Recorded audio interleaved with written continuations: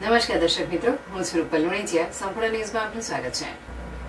બનાસકાંઠા જિલ્લાના દાંતા વિભાગમાં પ્રતિબંધિત દારૂની ઘૂસણખોરી અટકાવવાના પ્રયાસો અંતર્ગત મોટી કાર્યવાહી કરવામાં આવી છે.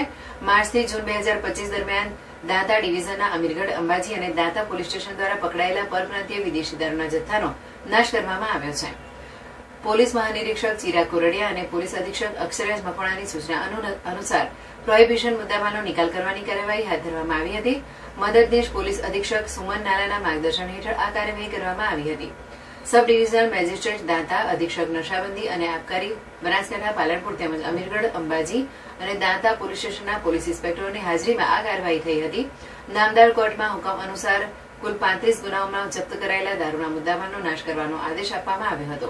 30 જુલાઈ 2025ના રોજ સબ ડિવિઝનલ મેજિસ્ટ્રેટ દાંતાના હુકમ અનુસાર કુલ 24,771 નાની મોટી બોટલો અને બિયરના ટીન સહિત કુલ ₹85,21,023 રૂપિયાના મુદ્દામાલનો નાશ કરવામાં આવ્યો હતો. આ કાર્યવાહી રાજ્યમાં દારૂબંધીના કાયદાના અમલીકરણના ભાગરૂપે કરવામાં આવી હતી.